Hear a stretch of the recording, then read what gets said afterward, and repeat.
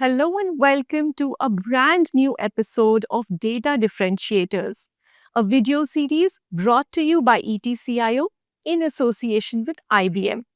This is the third episode of Data Differentiators, and the theme for this episode is the AI paradigm from data to deployment.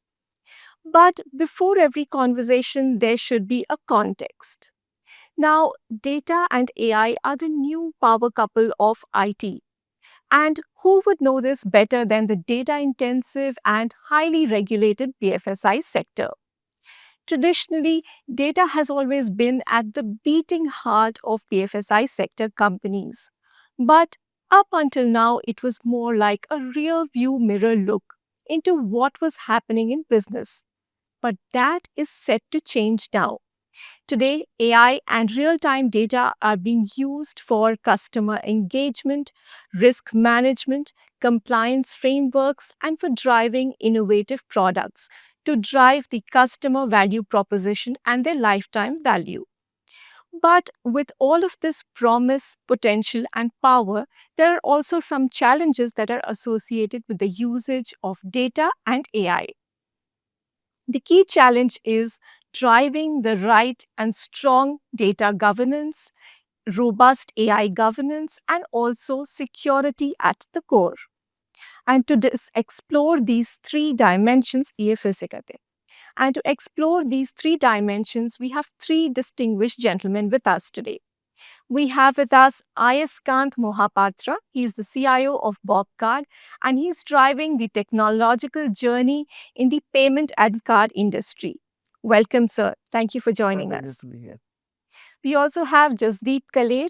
He is the Head of Innovation and Development Center of Excellence for Yes Bank, driving innovative platforms and products at Yes Bank. Thank you for joining us, Jasdeep. Thank you. Thank you for me. Thank you. And we also have Siddhesh Naik. He's the country leader for data, AI, and technology sales, India and South Asia for IBM. And he's helping organizations drive better data value and AI at scale and with responsible and secure AI. Thank you. Thank you for joining us, Siddhesh.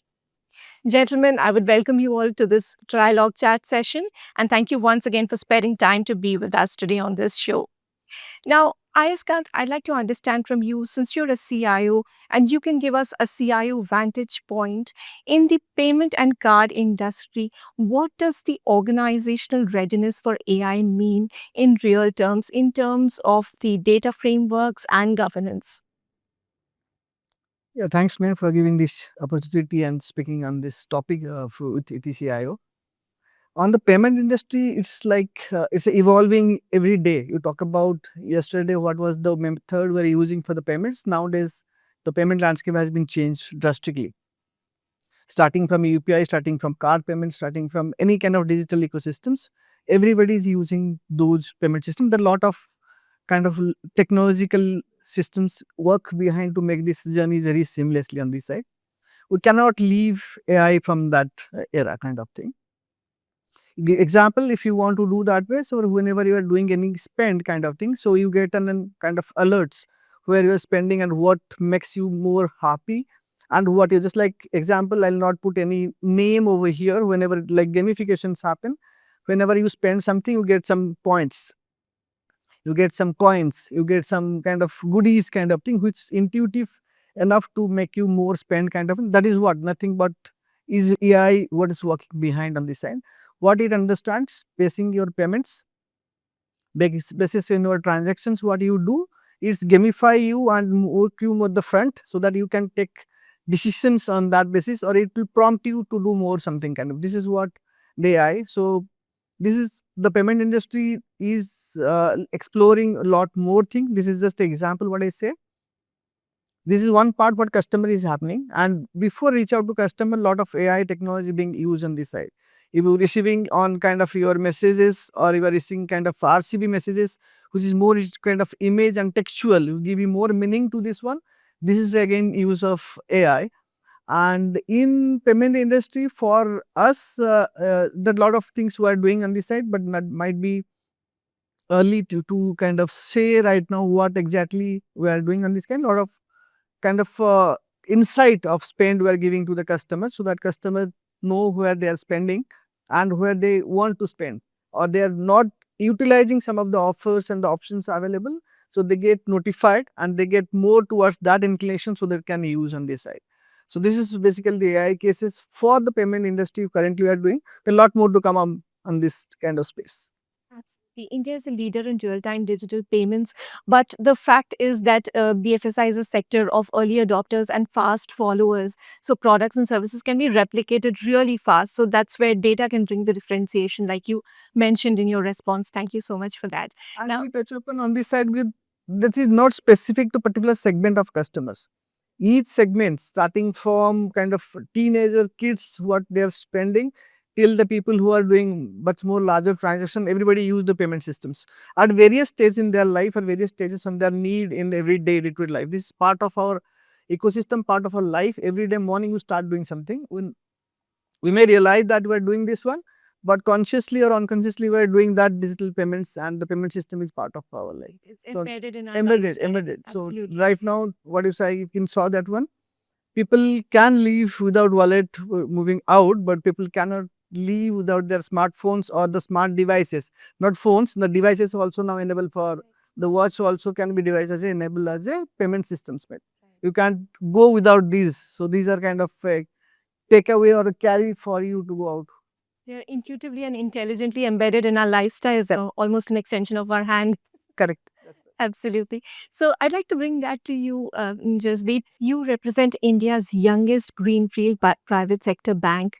So, in your opinion, what are some of the structural barriers that a bank should overcome to build a unified data layer which can enable you to have a scalable AI deployment? Thanks, Neha.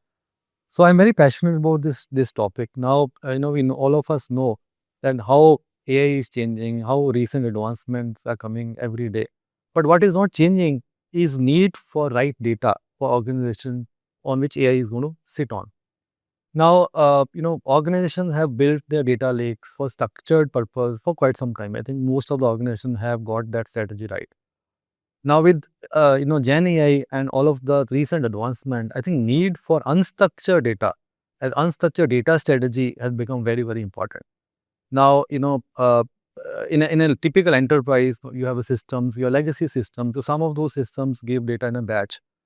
But now, if you think in an agentic era, where we are supposed to give response on almost near real time, right? So some of those challenges have to be overcome, right? The data availability in a data lakes is very key on almost maybe near real time basis.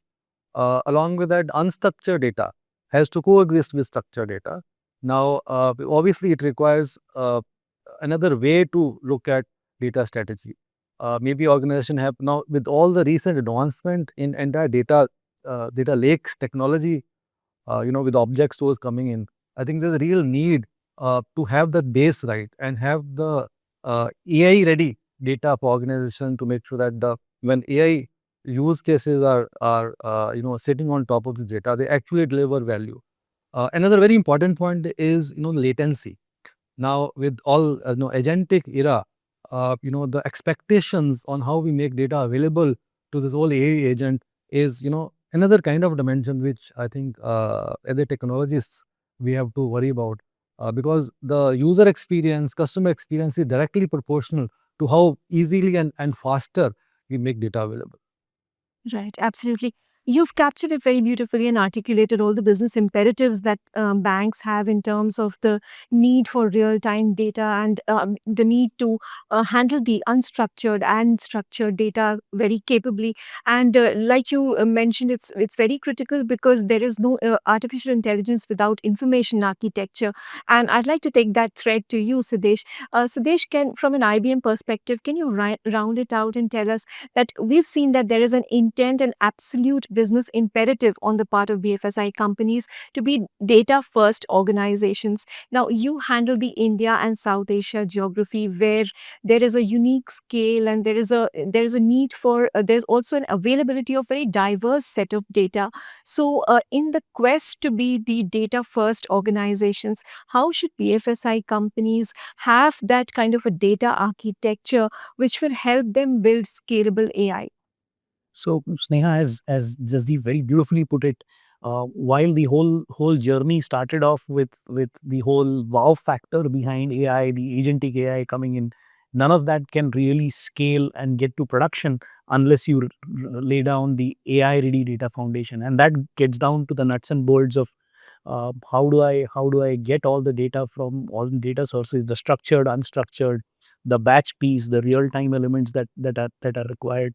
How do I lay the entire data governance elements that are required in terms of the whole auto curation elements of data quality, the business glossary that's coming in, the aspects of data privacy and security elements that are coming in, the aspects of the enforcement of policies across the board, the entire active metadata management that you're putting in across your element. The whole intent there, Sneha, is how do I lower the center of gravity of consumption of data, a self-service data catalog where ability to get data across the organization to the lowest level possible, the ability to prep that data, the ability to annotate and catalog that data, the whole element of consumption of data across the organization is a piece which becomes a starting point of taking this to the next level.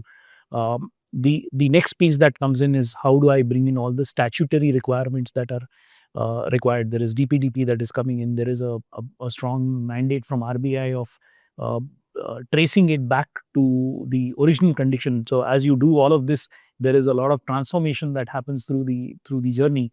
How do I trace it back? So the end-to-end lineage becomes a very, very critical element to go deal with. And as again Jasdeep alluded to, how do I create a lake house, the lake piece, moving it to the next level, as most of the BFSI enterprise are now started embracing a lot of unstructured data, but there is still a very significant amount of structured data that's in there. How do I marry the two? How do I get to a T0 kind of SLA that the banks require from their reporting perspective? How does this foundation get laid so that you can really build on it to deliver to the requirements that the bank has? I think laying this foundation is a critical step in the entire journey. Just to add to that, I think with a lot of focus on AI, and obviously everyone talks about AI. I think this is obviously not as getting your data strategy right for AI is not as talked about as it is on AI. I think it is very crucial. I think as practitioners, as an industry, that should be the starting point. While all the focus is on getting the use case delivered, but if base is not right, the value from the use cases won't come. So it is very important to build a base right, invest in building that base right. Absolutely correct. And I think, Siddhesh, that was a very nuanced answer. And you got a validation from practitioners here on the technology nuts and bolts of getting this right. Thank you so much for that. And Jasdeep for validating that point as a practitioner. Ayaskant BFSI companies are in the business of money and trust. And transparency is something that you can never have enough of in the BFSI sector. So how do you balance the need for human oversight with AI, especially in high stakes workflows like credit approvals and risk management? Yeah, both the sides is equally important for kind of decisioning and taking this kind of trust from the customers and building the trust for the organizations. Both are equally important. What is the need is that the customer should be aware of using this data or for the information what I have for what purpose. That is first point. Secondly, the transparency of data, what is I have and what is the decision has been taken based on the data, that has to be given customer very transparently. Third one is the privacy. I should not be doing out any miss out or a mess out of the data. Some customer data has to go to somebody else. That is a bigger mess, we should avoid that one. So that is the care what as an organization, as a BFSI you need to do, because there is a lot of trust, because the money is involved. So everybody is equally important for us, and everybody looks at the trust because the money matter is involved on these sides. So that is three basic things at least we need to do that one. And our organization, what do we do as a human sighting part of your question, Sneha, was next question is that line. Though we have lot of processes, we talk about earlier, we talk about RPA, robotic processes on this side. Now we are talking about AI on this side, but there is obviously human sighting happening. Look at the credit decisioning part of it. Whenever you are doing any credit decisioning for a customer, the lot of parameters get evaluated. So it's not only one or two or three, some human I can do that one, but it's lot of, it's few hundreds, I can say 280, 230, some organization depends on their policies and the parameters. We verify these parameters in fraction of seconds. That decisioning happens. And secondly, it's not the agility or the faster method, the accuracy also equally important. I should not be underwriting some customer which I should not do. I should not miss out the customer which we should have been a customer. Because of some failures, some nuances happens that we cannot afford anyway. Both ways is going to be impacted as a business to us. So that is very critical on this side. How do we safeguard those? We have to have systems so that we get faster processing, we do kind of better decisioning. There is no bias decisioning happening, where human may go bias, but system will never go bias until the logic is not given correctly. Second part will be the data part, what you just mentioned on the side. The if data accuracy is there, obviously system will give the right decisioning part one. Second aspect is very critical whenever you are doing this decisioning on the side, there human sighting also do, but it's not possible for us to do each and everything is human sighting. There is no point having doing that one. Then we do a sample random checks on the side whether to make sense the system is working properly, the decisioning what has been accurate, or any course correction has to be taken care. So that's what the sampling has to be done. But sampling, what as a organization, what do? We have a three category of sampling. It's not that randomly pick up anything and just do a sampling. So there's various parameters on this side based on the customer credit score. Other is that what kind of disbursement of the amount is sanctioning. Third, what is the customer profile is happening. So various parameters make sense for us to do a sampling so that we have a trust. Customer has a trust also, your decisioning is perfect for me. There is no bias on this and customer is happy end of the day. Same time my risk, my compliance is also getting hindsighting of that one, and they are also very comfortable. The decision what is happening by system is making sense for us. So this is both win-win for the business and the systems. So both investments taken care of that. Absolutely. I think you captured it wonderfully because, as a subsidiary of a public sector bank, one of the largest in the country and a leading public sector bank, you also need to have that angle of financial inclusion and the betterment of financial needs of the customers is very critical for you. And you also need to balance a lot of things from compliance to risk management to credit decisioning, and also have that angle of meeting the financial needs of customers because you handle both India and Bharat, right? So I'd like to take that thread to you, Jasdeep. Jasdeep, I'm very curious to understand. There's a lot of talk about AI usage in banking. It's no longer just an exotic curiosity. Banks are actually doing it, and there are some cases of production use cases which have been used in banks. Now, I want to understand when we talk about the AI maturity curve, there's no alignment on it. I'm curious to understand, what does an AI mature bank actually look like? It's a very interesting question. So there's no published maturity models yet, but I think if anyone has to have idea around that, so my I'll just give my perspective. I think no, if you say far end of the maturity of AI, I believe it is more of autonomous operations with all guardrails and controls in place, and delivering value. I think one of the largest challenge right now we see is because technology is new and use cases are being tried. We have to get the right use cases which delivers the value. Okay, and there's a data which says no, lot many experiments are happening, and it was true when ML came in. Very few experiments made it to production. So now that is the state in Gen AI. While a lot many experiments are going on, only right use cases are moving to production. Obviously, question of the data quality, again, as I mentioned, or data readiness, because for a use case to deliver value, right amount of data, right, uh, timing of data is very, very crucial. So, to cut it short, I think, as I was saying, the far end is more of autonomous in safe, secure, compliant environment when AI use cases are delivering value.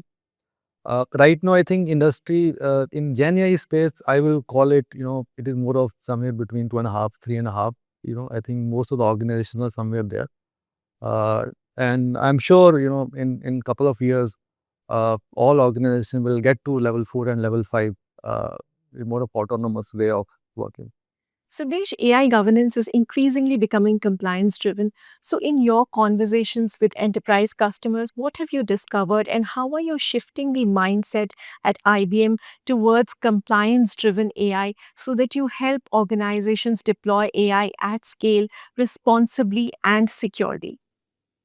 In fact, as Ayaskant very beautifully put it, he spoke about transparency, he spoke about security, he spoke about explainability elements of the and the bias mitigation piece. So, if I would to put it into 3 or 4 broad pillars, the first pillar would be around risk. And in that risk element, you're talking about how do I prevent bias, gender bias, caste bias, regional bias. How do I bring in explainability? RBI is not going to accept, or any regulator is not going to accept an AI box saying it's a black box. You've got to have an explainability of why a home loan is getting rejected. You start with something, a model tends to drift with data sets changing. So how do I measure that drift as a platform, and how do I contain it becomes a critical aspect in that whole journey.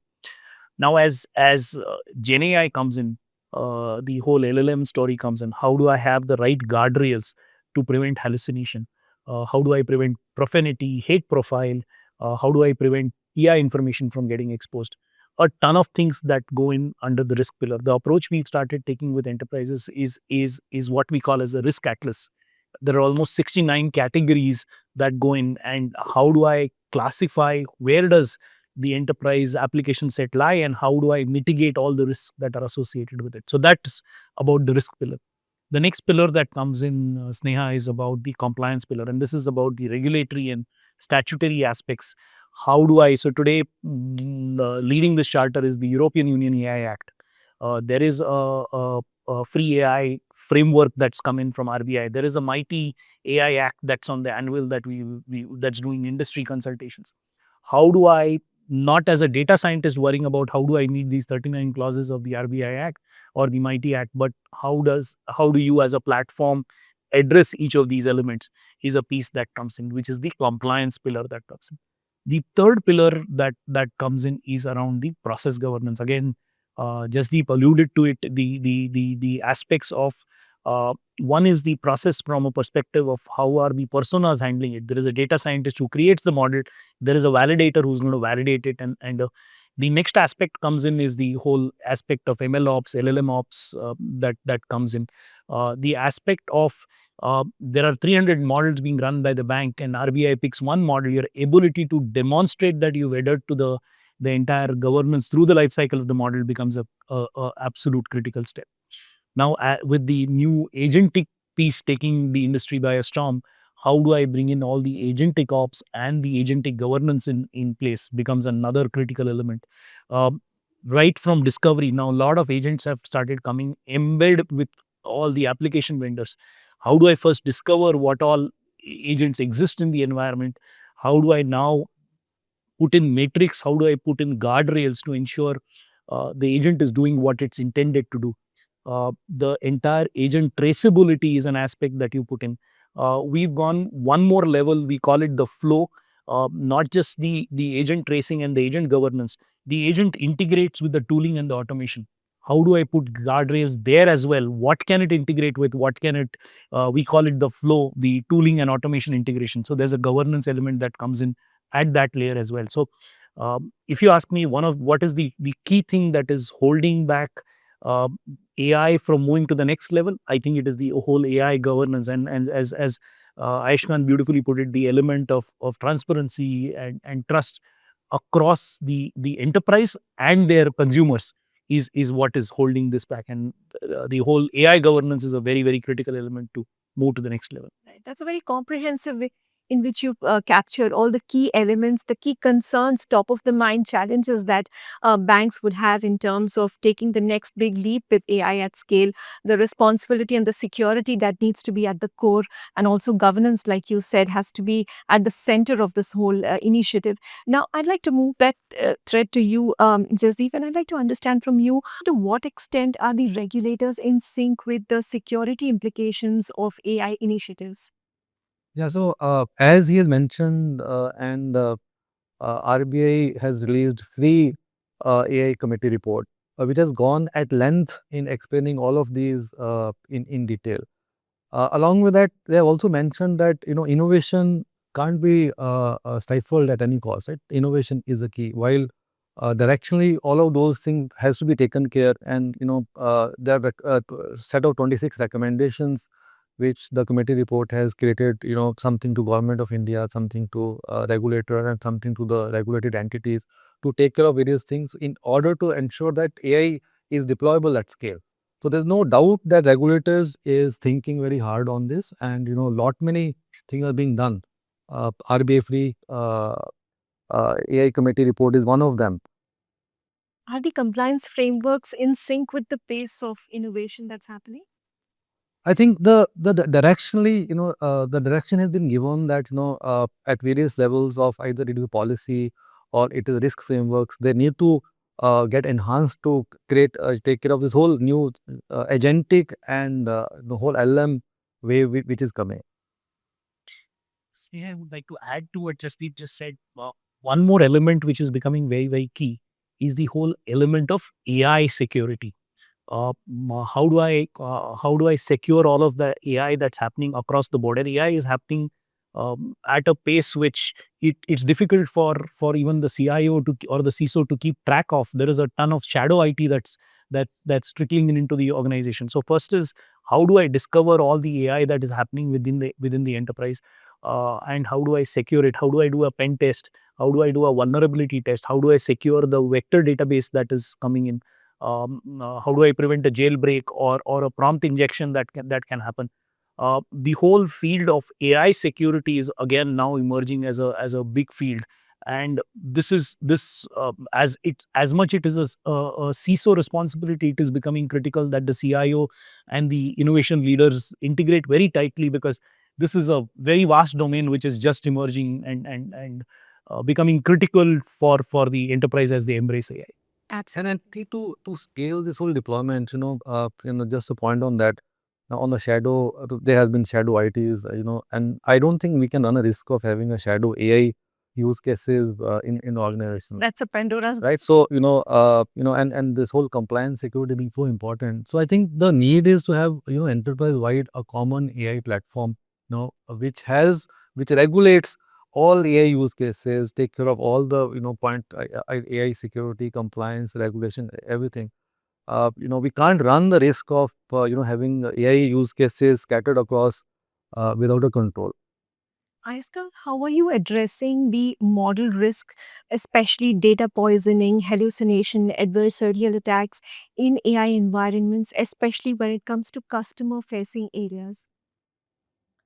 Before I start on this side, I'll say this first we need to set what Siddhesh mentioned about is that the ethics of AI, that is data governance, everything comes under that ethics. We need to put that the framework, AI framework has to be, and that ethics of AI that has to be clearly defined. What are you using for that one? Second part coming out, once you are this ethics is ready, then you know where you are going to use it and for what purpose you are going to use it. That is very clearly defined, so that there is no question asked further what you are used for that one. That is one point. Second point, data poisoning, as you say that the cleansing, poisoning, all these words what you are listening very frequently nowadays. Is that is a basic model for my AI response or the answer to the system's AI kind of is that. How clean my data is, how secure my data is, and how clean our data is for me, that is the basic point on this side. Data poisoning is going to happen, how to prevent it? Because the reason for that one, because simple that every second, every minute we are pumping data. You are generating data in various places, various sources, so there is no control over there. But what you can have the control where you are just storing it. Just like simple, the stream water comes out and then you do a filtration before you give it to the municipality to supply to the cities. They cannot control what is coming in the river, but when the purification plant has that control mechanism, so that get purified and get cleansed, checks and the point, then after that it gets for consumption. So the consumer people will be very secure and very trust kind of thing. This has been done on this side, so that way we can have kind of processes in place. But there are a lot of tools available right now. How do I do it? But this is a ongoing process, not one time you do just fix it and finish it. No, It's every day that has to be revisited. The poison can happen any moment, any point of time, which may not be we are aware of it or may not be envisaged, not thought about. So that is again guardrails what we need to put on this side. Third part is that how we are going to use it for customers on benefit for that one. If I say if that first 2 point is taken care, the third point has lot of kind of give you more kind of confidence that how you want to use it, and where to use it is the questions that depend upon the business how you want to do that one. I think these are the 3 points will take care of the next gen of AI. Right, absolutely. Wonderfully captured in terms of all the key elements that the ethical implications and also the accuracy part that you brought in terms of ethical concerns and the responsible AI bit that you put in. So their security is a very key concern in the BFSI segment, and rightly so. When we are talking about something which is as far-reaching and unprecedented in pace and the evolution as AI, security can never be a forgotten stepchild. So, what are some of the security controls that organizations in the BFSI sector should have in mind when it comes to securing agents in real time? And how should organizations rethink their data ingestion, context, integration, and also the quality strategies for deploying AI at scale? So, Sneha, the way the industry is evolving, a ton of unstructured data is coming in, and it has to very tightly integrate and correlate with the structural data that the enterprise carries. Traditionally, the BFSI sector has been only a structured data domain. Now that is very rapidly changing into a combination and a correlation between the two. Now, as this whole paradigm changes, how do I have the right guardrails? How do I have the right governance to ensure the unstructured? I think we've mastered the piece on putting all the controls and the guardrails around the structured part of the data.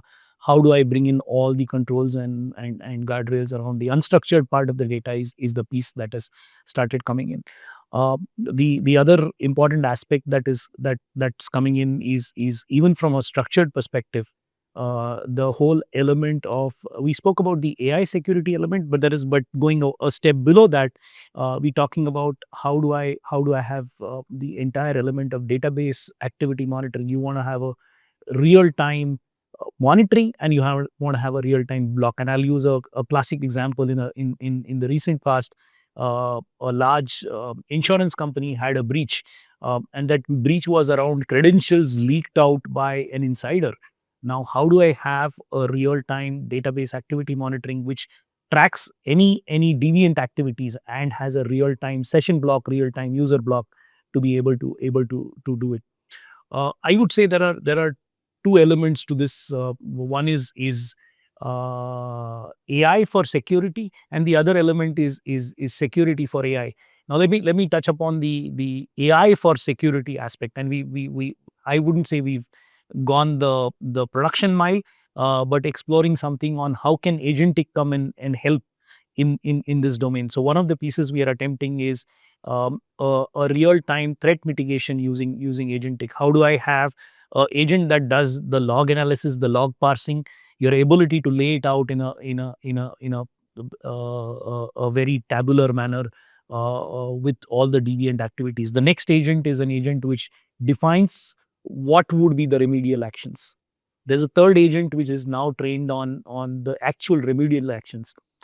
Let's say a Guardium API that gives you the ability to do a real-time session block or a user block. There is a fourth agent that can do the vulnerability aspect of it. You have all the threat definitions that are updated on a daily basis, and your ability to have your vulnerability posture across all the elements that you bring in. So security is becoming an all-encompassing element. Security is no longer remaining a isolated CISO domain.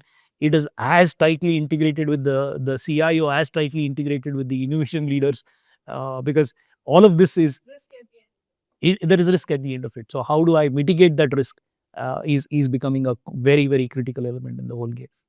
Ayaskant agent based AI models promise autonomy and faster decision making at scale. Where do you see it adding real business impact and value over the next 12 to 18 months?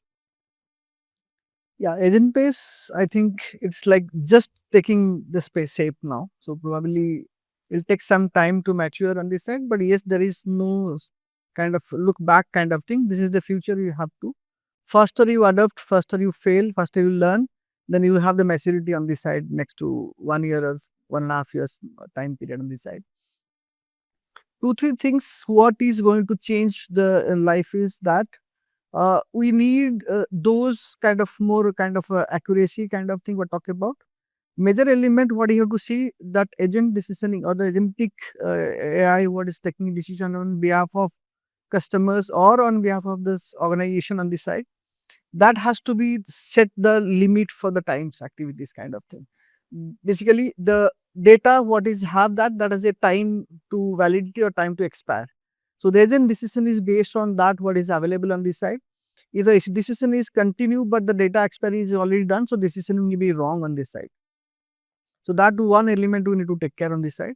Another aspect of that, what is the kind of decisioning the agent is doing for the organization or for the customer on behalf of those, has to be step by step on this side, and the next agent has to validate what has happened, then takes the guardrails. When the relay race happens, that somebody has to pass on the baton and then move on. So it should not happen, the decision happened, but the previous process has been not failed. In earlier days our life, when you do a cron job or scheduling job, multiple job get scheduled, but one failed, the other guy doesn't know, then there's processing, the entire data go on for a wrong kind of thing. So that mess we should avoid on this side. 2, 3 checkpoints. Agentic is the future, what we need to do that one. But yes, before the next agent decision happen, there should be some basic checks has to be given. Just like you say that 1, 2, 3, as it passed, then the next decision can happen. Then that is the future we should go for. Absolutely. Let me take that thread to you, Jasdeep. What are some of the governance models that you're exploring when it comes to handling the life cycle of AI agents, right from the training, auditability, explainability, and also to the retirement? So very important, as he said, this is the future, right? So in some time, you'll see more of these AI agents working along with the rest of the human force in order to assist the activity. Now, what I see is from the governance model perspective, one is just to point what he was making on what data they are trained on. So that becomes very important, data lineage, because with all the compliance and security in place, we need to be very, very clear that where the data is come from. When we are training a model, the right lineage is kept for the future auditability purpose. Second is, I believe in this whole agentic. To start with, it will be first by the human in the loop. So that at least whatever agent is creating a response, okay, it is going through set of eyes before it goes to system. I'll give an example. Let us say, we have a set of AI agents who are creating a CAMS report. Now, there's obviously human in the loop who will actually go through the CAMS report before he making a decision. We are not letting AI, I believe we are not letting AI to make a decision right now, right? Let the CAMS report be prepared by set of agents, and then human looks at it, and as we get maturity, as the efficacy is better, then we take next steps. Another example is, let us say, in contact center, when agent is talking. So yeah, set of AI agents behind who are actually summarizing the call. So that at least no one has to type what the intent is, what the call is, in order to put in CRM system. Now, first step could be you show to the agent, and this is what I have summarized. Okay, are you okay? Move forward. Okay, that becomes how we land this whole agentic piece.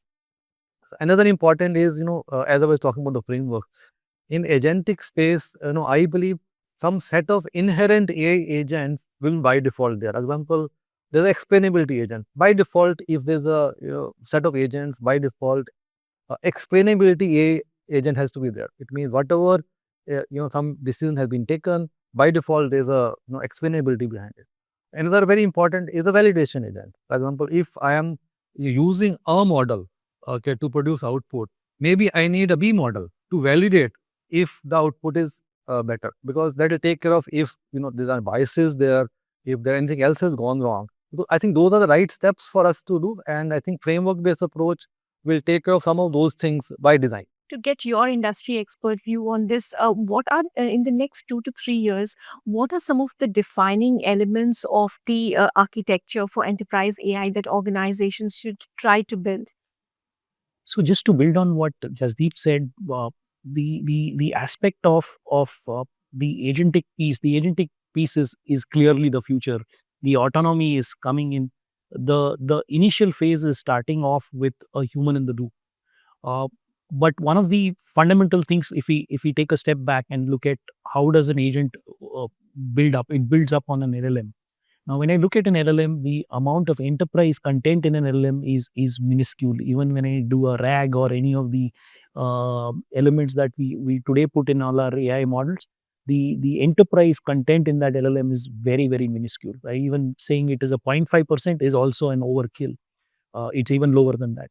Now, the whole evolution that's going to happen over the next couple of quarters, it could be much earlier than the 2 to 3 years we are talking about, is how do I now take that enterprise content to a significant level? And the starting point for that is how do I start with a small LLM, which let's say it's an 8 billion parameters, which is built using, and the approach we as IBM take is it's built using trusted data. We have a Granite series that we publicize the content that's gone in, and we indemnify our customers and our partners on any IP infringement on that. So it's a trusted data that goes in. The next piece that comes in is on top of that, you have the bank data that comes in there. You're now trying to do a knowledge abstract, a skill abstract to with the domain experts. It's a co-create between the bank and the technology providers on how do I really get the right flavor of the elements that run into the bank. You then go create a ton of synthetic data on top of that. Now, in return, what you've done is you've created an LLM, which is a replica with a significant enterprise content of the BFSI enterprise you're talking about. That we believe will eventually become the future of the whole agentic development that's going to happen, because that agent will now be a replica of how the bank functions, and may be able to replicate that as you drive it. So that we believe is going to be the future. We've started seeing glimpses of this, people trying to embrace this in the initial phase, but you will see a very rapid enhancement of that in the times to come. Just to add to what he's saying, I think totally agree with him. Now, it's most of the use cases you see in pilot or production, mostly I believe they are all knowledge management use cases which are in production, right? And as we get into more deep domain use cases, okay, I think the need what he's saying is very evident. I think it is a question of time, money, investment.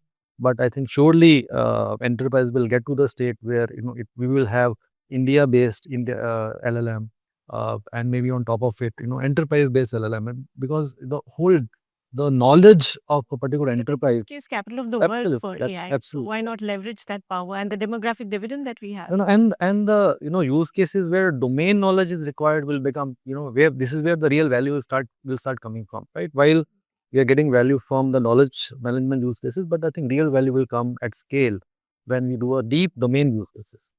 Absolutely. Your closing thoughts, Ayaskant? Yeah, what I say that see, I'll say is it like might be very lighter note on this side. So we say for this AI model, the data is very key on this side, and we leave it to our real life. Data and beta has to be taken care very carefully. The moment you lose the control, so you don't know what will happen. But at the same time, let explore and let them explore what they have the inner conscious on this side.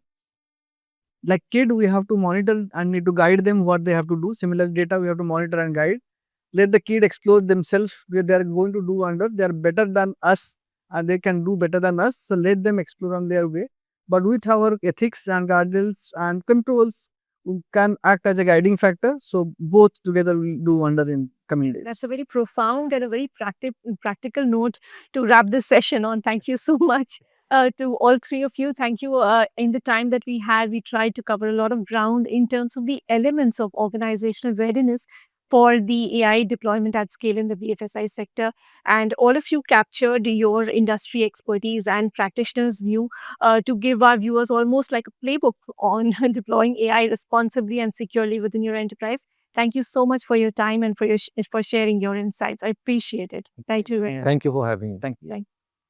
I hope you enjoyed this conversation with Ayaskant Mohapatra, Jasdeep Kaler, and Siddhesh Naik as much as I did. Thank you for watching.